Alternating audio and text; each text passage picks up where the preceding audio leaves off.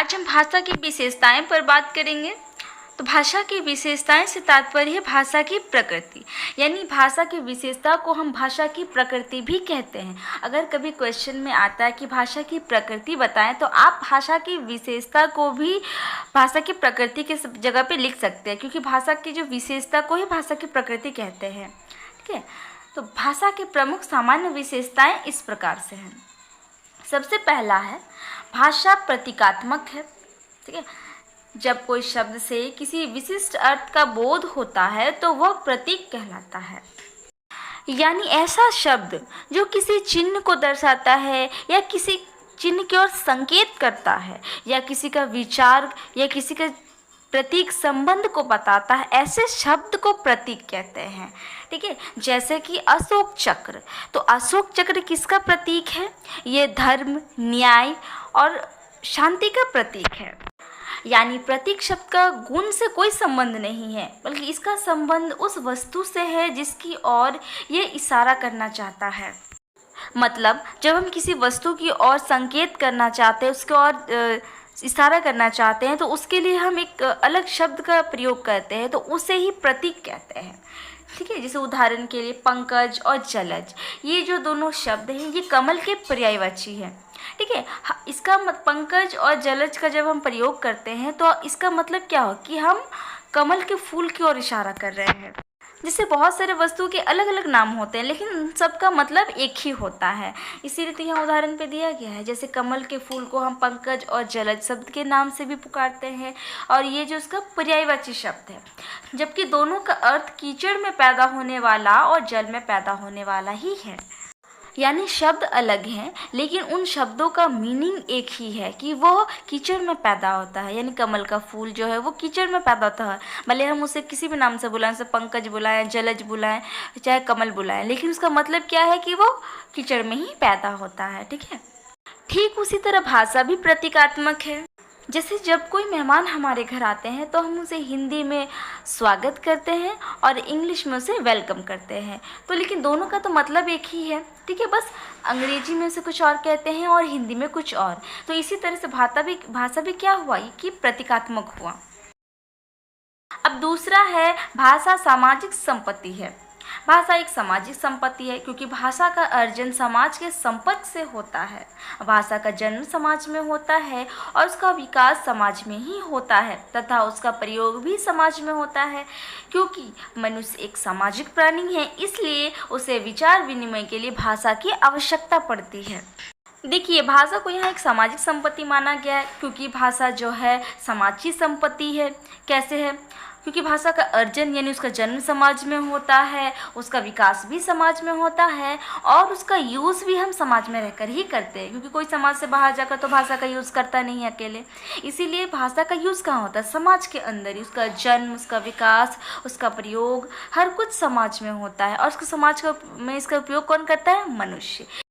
क्योंकि मनुष्य एक सामाजिक प्राणी है, तो उसे आपस में अपने भावों और विचारों का आदान प्रदान करने के लिए, एक दूसरे से शेयर करने के लिए उन्हें कोई ना कोई भाषा की आवश्यकता पड़ती है। इसीलिए जो है भाषा को सामाजिक संपत्ति माना गया है। अब तीसरा है कि भाषा पैतृक संपत्ति नहीं है। देखिए, कोई भी भाषा पैतृक संपत्ति नहीं होता। कोई भी अपने पूर्वपुरुष से किसी भाषा को लेकर नहीं आते हैं, वो यहीं पैदा होते हैं और यहीं की भाषा सीखते हैं। कोई भी व्यक्ति कहीं भी रहे, वो जहाँ रहेगा, जिस देश में रहेगा, जिस भी जगह रहेगा, वहाँ जो भाषा बोली जाती है वही भाषा का वो प्रयोग करता है और वही भाषा वो सीखता है। इसीलिए भाषा को पैतृक संपत्ति नहीं माना गया है। जैसे कुछ विद्वानों के मतानुसार पिता की भाषा पुत्र को मिलती है, अर्थात जिस प्रकार पैतृक संपत्ति पर पुत्र का अधिकार होता है, उसी प्रकार भाषा उसी धरोहर के रूप में मिलती जाती है। किंतु यह मत सदैव सत्य नहीं है। ठीक है, यदि किसी भारतीय बच्चे को जन्म के कुछ ही दिन बाद पालन पोषण के लिए इंग्लैंड भेज दिया जाए, तो भी वह वहाँ पर भारतीय भाषा नहीं बोल सकेगा, क्योंकि वहाँ की जो मातृभाषा वो अंग्रेजी ही होगी। यदि भाषा पैतृक संपत्ति होती तो वह बच्चा भी भारतीय भाषा ही बोलता। देखिए, बहुत ही साधारण भाषा में कहा गया है कि भाषा पैतृक संपत्ति नहीं होती है, क्योंकि अगर वो पैतृक संपत्ति होता तो कोई बच्चा अगर जन्म से लेकर किसी विदेश में रहता है, मान लीजिए वो भारत का बच्चा है, वो रहता है किसी विदेश, इंग्लैंड में या अमेरिका में, अफ्रीका में, कहीं भी, तो वहाँ क्या होता है कि वो बच्चा क्या वो अपने भारत की भाषा बोलता है? क्या वो हिंदी बोलता है? नहीं, वो क्या करता है, वहीं की भाषा अडॉप्ट कर लेता है, वहीं की भाषा को वो सीख लेता है। इसीलिए भाषा जो होता है वो पैतृक संपत्ति नहीं होता, वह जगह के अनुसार, समय के अनुसार बच्चे सीख जाते हैं। जैसे सिंपल तौर पर लीजिए, अगर कोई देहात क्षेत्र का बच्चा रहता है, वो अगर कहीं टाउनशिप में आकर रहने लगता है तो वो धीरे धीरे वहाँ की भाषा को सीख लेता है। ठीक है, तो क्या वो पैतृक संपत्ति हुआ? अगर वो पैतृक संपत्ति होता तब वो अपने गांव की भाषा ही बोलता, लेकिन ऐसा तो नहीं है, वो जहाँ रहा वो वहीं की भाषा सीख लिया। इसीलिए कहा गया कि भाषा पैतृक संपत्ति नहीं है। अब चौथा है, भाषा अर्जित संपत्ति है। ठीक है, वो पैतृक संपत्ति नहीं है, वो अर्जित संपत्ति है, क्योंकि भाषा का हम अर्जन करते हैं, उसका हम सीखते हैं, इसलिए भाषा क्या है? अर्जन संपत्ति है। कोई भी भाषा बालक जन्म से सीखकर नहीं आता, बल्कि अपने परिवार के साथ रहकर उसका अर्जन करता है। देखिए, कोई भी बालक जन्म से किसी भी भाषा को सीख कर नहीं आता, वो यही समाज में रहकर, अपने परिवार में रहकर, परिवार के लोगों के साथ रहकर वो उस भाषा को सीखता है, उस भाषा का अर्जन करता है। और अगर यदि बालक को भाषा से संबंधित वातावरण ना दी जाए तो वह गूंगा रह जाएगा और भाषा का अर्जन नहीं कर पाएगा। देखिए, अगर किसी भी बालक को हम भाषा से संबंधित कोई इन्वायरमेंट ही नहीं देंगे तो क्या वो बच्चा भाषा सीख पाएगा? नहीं, क्योंकि कोई बच्चा जन्म से लेकर भाषा सीख कर ही नहीं आता है, वो अपने परिवार के साथ रहकर भाषा सीखता है। ठीक है, तो देखिएगा, जिस परिवार में कम लोग होते हैं, जहाँ कम बातें करते हैं, वहीं का बच्चे बहुत ज़्यादा बातें नहीं करते, बहुत कम बात करते हैं, क्योंकि उनका फैमिलियर माहौल ही कुछ ऐसा है। इसलिए अगर हम बालक को भाषा से संबंधित इन्वायरमेंट नहीं देंगे तो बच्चे गूंगे रह जाएंगे, वो किसी भाषा को अच्छे से सीख नहीं पाएंगे। बालक जिस भाषा के वातावरण में रहेगा वो वैसे ही भाषा का अर्जन करेगा। भाषा का अर्जन करना मानव का स्वभाव है। सही बात है, बालक को जिस भाषा का इन्वायरमेंट दिया जाएगा वो वही भाषा सीख लेगा। एग्जाम्पल के तौर पर आप देखिएगा कि जो बच्चा बचपन से फ़ोन का ज़्यादा यूज़ करता है वो फ़ोन का ही भाषा सीख लेता है। ठीक है, फ़ोन में जिस भी भाषा का वो वीडियोज़ देखता है, ज़्यादातर वो उसी भाषा को कैच कर लेता है, क्योंकि इंसान का स्वभाव ही है भाषा को सीखना, भाषा का अर्जन करना। इसीलिए आप जैसा इन्वायरमेंट दीजिएगा बच्चों को, बच्चा वैसे ही भाषा को सीख लेते हैं। इसलिए कहा गया कि भाषा की एक विशेषता ये है कि वो अर्जित संपत्ति है, ना कि पैतृक संपत्ति। अब पांचवा है, भाषा व्यवहार अनुकरण द्वारा सीखी जाती है। शिशु समाज से ही भाषा सीखता है। बचपन में वह माता पिता आदि के द्वारा उच्चारित शब्दों का अनुकरण करता है। यह सीखने की प्रक्रिया बाल्यकाल से लेकर जीवन भर चलती रहती है।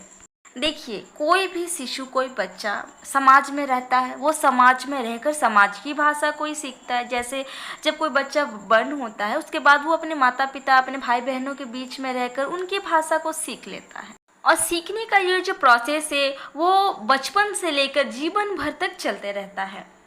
बाल्यकाल अनुकरण की प्रक्रिया मुख्य रही है। बच्चा आपस में के लोगों की ध्वनियों का अनुकरण करके भाषा सीखता है। आपने देखा होगा कि बच्चे बचपन में चीज़ों को जल्दी अडॉप्ट कर लेते हैं। ठीक है, वे किसी भी भाषा हो चाहे किसी भी चीज़ को बहुत जल्दी ही कैच कर लेते हैं, क्योंकि बाल्यावस्था में बच्चे चीज़ों को आसानी से और जल्दी सीख लेते हैं। ठीक है, इसीलिए वो बच्चे क्या करते हैं, आपस में रहकर, लोगों के बीच रहकर उनकी ध्वनियों को सीख कर, उनका अनुकरण कर करके वे सीखते हैं। और वैसे तो व्याकरण आदि पुस्तकों से भी भाषा सीखी जा सकती है, लेकिन व्यवहारिक आधार पर सीखी गई भाषा उनकी आधार भूमि है। जिस प्रकार हिंदी वातावरण में पलने वाला बच्चा हिंदी सीखता है, उसी प्रकार बांग्ला वातावरण में पलने वाला बच्चा बांग्ला सीखता है। यानी भाषा तो कहीं भी सीखी जाती है। हम भाषा पुस्तकों से भी सीख सकते हैं, हिंदी, अंग्रेजी, उर्दू, फारसी, हम सारे भाषा पुस्तकों से सीख सकते हैं। लेकिन जो भाषा हम अपने जन्म से, अपने परिवार से सीख के आते हैं, वो भाषा हमारा बेस होता है, हमारी आधार भूमि होती है। ठीक है, जैसे कि कोई बच्चा अगर हिंदी के इन्वायरमेंट में पला बड़ा होता है तो वो हिंदी की भाषा सीख लेता है। अगर कोई बच्चा अगर बांग्ला इन्वायरमेंट में रहता है तो वो बांग्ला सीख लेता है, चाहे वो किसी भी जाति धर्म का क्यों ना हो। वो जिस भी इन्वायरमेंट में रहेगा वो उसी भाषा को सीख लेगा। इसीलिए कहा गया है कि भाषा जो है व्यवहार अनुकरण द्वारा सीखी जाती है। छठा है, भाषा सामाजिक स्तर पर आधारित होती है। हम जिस समाज में रहते हैं वहीं की भाषा बोलते हैं। अगर हम हिंदी भाषा को लें तो समाज अनुसार हिंदी भाषा का स्तर होता है। ये निर्भर करता है हमारी आर्थिक, व्यावसायिक, शैक्षिक, सामाजिक स्तरों पर। शहर में रहने वाले हिंदी भाषी की भाषा किसी गांव में रहने वाले हिंदी भाषी से अलग होती है। यानी कोई भी भाषा जो है ना वो सामाजिक स्तर पर आधारित होती है। हम जिस भी समाज में पले बढ़ रहे होते हैं, जिस भी समाज में रहते हैं, हम उसी की भाषा को सीख लेते हैं, चाहे हमारा जाति धर्म अलग ही क्यों ना हो। हम जिस समाज में रहेंगे हम उसी समाज की भाषा को ही सीखते हैं। और भाषा जो हमारी स्तर लेवल पर भी निर्भर करता है, ठीक है। जैसे कि अगर हमारा स्तर आर्थिक स्थिति से बहुत मजबूत है, ठीक है, हमारा व्यावसायिक क्षेत्र बहुत स्ट्रांग है, हम शिक्षित परिवार से बिलोंग करते हैं, हमारा सामाजिक शिक्षित है, ठीक है, तो उसकी भाषा जो है ना वो थोड़ी अलग होगी। किसके मुताबिक? जो लोग गाँव में रहते हैं, ठीक है, जिनका इन्वायरमेंट उतना शिक्षित नहीं है, उन लोगों की भाषा और शहर में रहने वालों की भाषा में थोड़ा अंतर पाया जाता है। इसलिए भाषा जो है वो स्तर यानी लेवल के अनुसार भी अलग अलग दिखने को पाया जाता है। 7वां है भाषा सर्वव्यापक है। मानव के प्रत्येक कार्य भाषा द्वारा संचालित होते हैं। बिना भाषा के समाज नहीं बन सकता। दुनिया को चलाने के लिए भाषा की ज़रूरत है, क्योंकि किसी भी कार्य को करने के लिए भाषा की ज़रूरत होती है और भाषा से ही ज्ञान होता है और ज्ञान से ही सभी काम होते हैं। इसलिए भाषा सर्वव्यापक है। देखिए, हम किसी भी कार्य को भाषा के बिना नहीं पूरा कर सकते हैं। हमें किसी भी कार्य को करने के लिए भाषा की ज़रूरत पड़ती है, क्योंकि हम बिना बातचीत के हम कोई भी काम नहीं कर सकते और बातचीत करने के लिए हमें भाषा की ज़रूरत पड़ती है। और भाषा से ही समाज बना है और इस पूरी दुनिया को चलाने के लिए भी भाषा की ज़रूरत होती है। भाषा के बिना हम कोई भी अपना काम पूरा नहीं कर सकते हैं। इसीलिए इस दुनिया को चलाने के लिए भाषा की बहुत ज़रूरत होती है। देखिए, आज व्यक्ति को जितनी भाषाओं का ज्ञान होता है उसे ही ज्ञानी माना जाता है। इसीलिए कहा गया कि भाषा ही ज्ञान है और ज्ञान से ही सभी कार्य पूरे होते हैं। इसलिए भाषा को सर्वव्यापक कहा गया है। 8वां है भाषा सदैव प्रवाहमयी है। भाषा गतिशील है। भाषा की तुलना नदी के साथ की गई है जो सदैव प्रवाहमयी है। भाषा में परिवर्तन तो होते ही रही है, परंतु भाषा को समाप्त नहीं किया जा सकता। देखिए, भाषा की एक और विशेषता बताई गई है कि ये सदैव प्रवाहमयी है। आप देखे होंगे प्राचीन समय से जो भाषा प्रचलित रही है वो आज कितना बदल गया है, उसमें कितने बदलाव आ गए हैं। पहले के समय में भाषा जो थी वो थोड़ी सी अलग थी और आज के जो समय के बदलने के साथ साथ भाषा में भी बदलाव होता चला गया। जिस तरह से मानव का विकास होता चला गया, भाषा भी वैसे ही विकसित होती चली गई है। तो ये क्या है? ये प्रवाहमयी ही तो है। इसलिए भाषा की तुलना नदी के समान कही गई है जो कभी खत्म नहीं होती। जिस प्रकार नदी की धारा कभी खत्म नहीं होती, उसी प्रकार भाषा की जो धारा है वो कभी खत्म नहीं होती है। एक पीढ़ी से दूसरी पीढ़ी और दूसरी पीढ़ी से तीसरी पीढ़ी तक हस्तांतरित होती रहती है और इसीलिए भाषा को सदैव प्रवाहमयी कहा गया है। अब 9वां है भाषा संप्रेषण मूलतः वाचिक होती है। वाचिक यानी मुख से बोली जानी भाषा। जो वाणी हम मुख से बोलते हैं उसे ही हम वाचिक कहते हैं और एक दूसरे के साथ संप्रेषण स्थापित करने के लिए हमें वाचिक भाषा का प्रयोग करना पड़ता है, ठीक है। इसलिए वाचिक भाषा में आवाज़ के उतार चढ़ाव तथा भाव भंगिमाओं के आधार पर सशक्त भाव अभिव्यक्ति होती है और ठीक इसके विपरीत लिखित भाषा जो होती है वो पूर्ण रूप से भाव की अभिव्यक्ति करना कठिन होता है। इसलिए वाचिक भाषा का प्रयोग सबसे अधिक होता है। देखिए, व्यक्ति अपने भाव विचारों को बोलकर अच्छे से प्रकट कर पाता है। इसलिए संप्रेषण स्थापित करने के लिए बोलचाल की भाषा का ज़्यादा यूज़ किया जाता है, क्योंकि अगर कोई व्यक्ति अपने भाव विचारों को लिखकर प्रकट करना चाहता है तो वो अपने फीलिंग्स को उतने सही तरीके से प्रकट नहीं कर सकता। इसीलिए जो वाचिक भाषा होती है, जो मुँह की वाणी जो निकलती है, इस भाषा के ज़रिए हम किसी भी व्यक्ति के साथ सही तरीके से संप्रेषण स्थापित कर सकते हैं और इसीलिए संप्रेषण स्थापित करने के लिए वाचिक भाषा का प्रयोग सबसे अधिक किया जाता है। और इसलिए भाषा की एक विशेषता यह भी है कि भाषा संप्रेषण जो है वो वाचिक होती है। अब 10वां है भाषा चिर परिवर्तनशील है। संसार की सभी वस्तुओं की तरह भाषा भी परिवर्तनशील है। विभिन्न स्थलों में भाषा का विभिन्न रूप मिलता है। समय के साथ साथ भाषा में परिवर्तन होता जाता है। भाषा के विषय में कहा गया है कि भाषा बहता हुआ जल है। भाषा का रूप सदैव समान नहीं रहता और ना ही भाषा का कोई अंतिम रूप होता है। देखिए, भाषा जो है एक संसार की वस्तु की तरह है। जिस प्रकार समय समय के साथ संसार की वस्तुओं में परिवर्तन होता रहता है, ठीक उसी प्रकार भाषा भी परिवर्तित होती रहती है। हम विभिन्न स्थलों में जाते हैं, अलग अलग तरह की भाषा सीखते हैं, तो क्या होता है कि समय समय के साथ हमारी जो बोलचाल करने की जो भाषा है वो परिवर्तन होते रहता है, बदलता रहता है। और इसलिए भाषा को उस बहता हुआ जल के समान माना गया है, जो सदैव एक समान नहीं होता है, बदलता रहता है। जिस प्रकार एक नदी के जल का कोई अंतिम रूप नहीं होता, ठीक उसी तरह भाषा का भी कोई अंतिम रूप नहीं होता है, वह सदैव बहता चले जाता है, पीढ़ी दर पीढ़ी बदलता चला जाता है। किसी भाषा का विकास उसी प्रकार होता है जिस प्रकार से बालक का विकास होता है। सभी स्थानों पर भाषा का एक जैसा रूप देखने को मिलता है। भाषा काल, स्थान और व्यक्ति परिवर्तन के साथ बदल जाती है। कि एक बालक का जैसे जैसे विकास होते चले जाता है, उस तरह उस भाषा का भी वैसा ही विकास होते चले जाता है। एक बालक बचपन से जिस परिस्थिति में रहता है, जैसे स्थान में रहता है, जैसा परिवेश में रहता है, उसकी भाषा भी वैसी ही होती है। और अधिकतर देखा जाए तो सभी स्थानों पर भाषा का एक जैसा रूप देखने को मिलता है। अगर हम हिंदी को ही ले लें तो अधिकतर भारत में आप देखिएगा हिंदी का एक जैसा रूप ही आपको देखने को मिलेगा।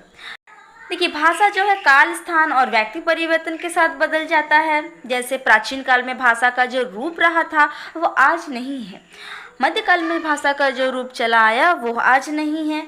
ठीक है, तो इस तरह भाषा का जो रूप है वो समय के साथ बदलता रहता है और स्थान के साथ भी बदलता है। जैसे जिस राज्य में जिस हिंदी बोली जाती है वो दूसरे राज्य में सेम वही हिंदी नहीं बोली जाती। आप हरियाणवी की हिंदी ले लीजिए, हरियाणा का हिंदी थोड़ी अलग मिलेगी आपको झारखंड की हिंदी से या किसी और राज्य की हिंदी से। 11वां है, भाषा यादृच्छिक होती है। भाषा का अगला अभिलक्ष्य यादृच्छिकता है। यादृच्छिकता का अर्थ है जैसी इच्छा हो, अर्थात माना हुआ। यादृच्छिक से तात्पर्य है स्वन प्रतीक। यह ऐच्छिक होता है। जैसे वनस्पति विशेष के लिए प्रयुक्त वृक्ष शब्द स्वन प्रतीक से अभिव्यक्त किया जाता है। कि भाषा की एक विशेषता यह भी बताई गई है कि यह यादृच्छिक होता है, यानी जैसी हमारी इच्छा हम वैसे ही भाषा बोलेंगे, तो इसीलिए यह यादृच्छिक होता है। अब 12वां है, भाषा क्रमबद्धता होती है। मनुष्य का प्रत्येक कार्य भाषा द्वारा ही संपादित होता है। यह कार्य ध्वनियों के माध्यम से होता है। भाषा की एक अकेली कोई इकाई संप्रेषण का कार्य नहीं करती, क्योंकि भाषाई स्वन अकेला अपने आप में सार्थक नहीं होता, अपितु उसका समूह या योग ही सार्थक होता है।